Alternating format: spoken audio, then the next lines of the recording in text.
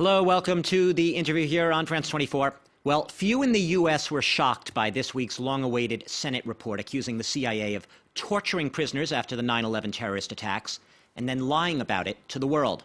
Now, the 3.5-year Senate investigation found that the CIA's so-called enhanced interrogation techniques were a lot more brutal and far worse than the agency had ever let on. But it's also led to calls to bring criminal charges, yes, criminal charges, against those responsible for the alleged torture, from the ex-president George W. Bush right on down. Now, those calling for prosecution, they're citing a landmark UN treaty on human rights. It's the Convention Against Torture. It was adopted by the UN General Assembly 30 years ago this month, and it was later signed by the United States. Now, my guest today is Gerald Staberock. He's the Secretary General of the World Organization Against Torture. Now, you might guess from its name, what is it? It's a global network of NGOs, and they are dedicated to fighting not just torture, summary executions, enforced disappearances, any kind of cruel, inhumane, or degrading treatment wherever it is. And his group has just wrapped up a 10-day video campaign, really, to raise awareness on the 30th anniversary of this convention. You're joining me from Geneva. Welcome to the show, sir. Thank you for having me. I want to ask you what I just mentioned about that CIA report. I'm going to read from the UN Convention on Torture for you. I want you to respond. No exceptional circumstances whatsoever, whether a state of war or a threat of war, internal political instability, or any other public emergency, may be invoked as a justification of torture. The U.S., it seems, has just violated that clause of the Convention Against Torture.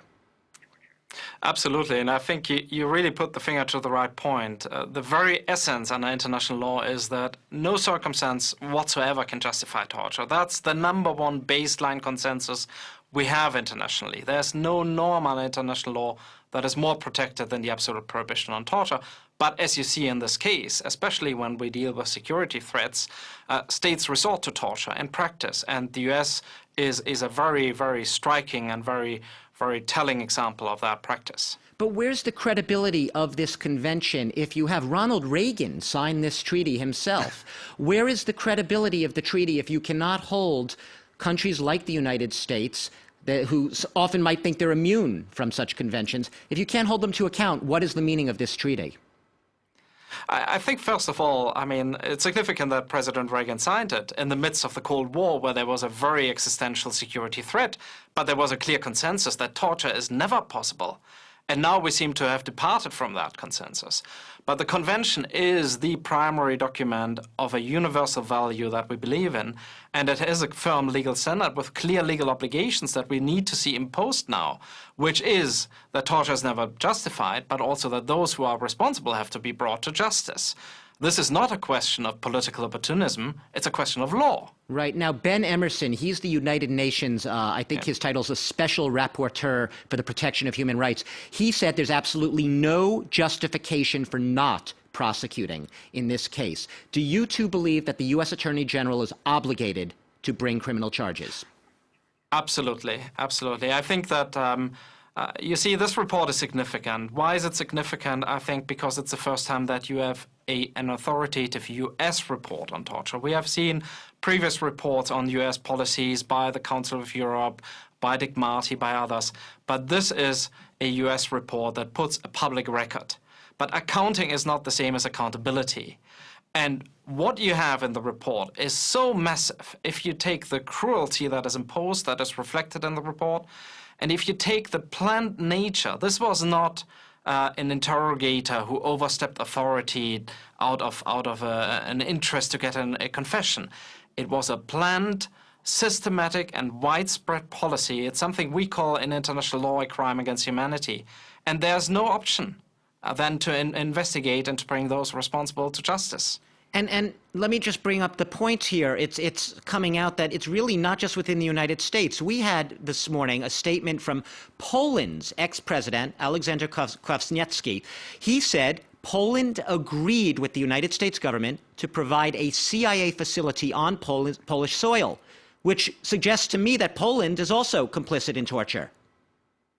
Absolutely. I think one has to give the prime responsibility really to what I would call as a joint criminal enterprise that is reflected in the idea that you can pick up people in one country, you bring them to another, hold them in secret places of detention, you disguise that they exist, they have no rights, and then you instruct basically everybody to ensure that there's never responsibility for that.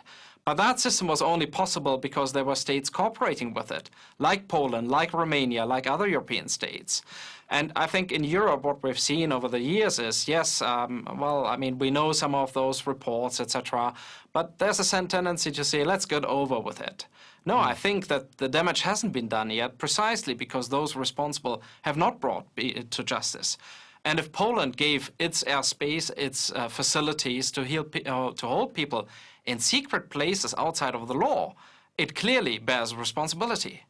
Now, your organization and also the UN Convention Against Torture, it goes beyond it. It refers to cruel, degrading, inhumane treatment.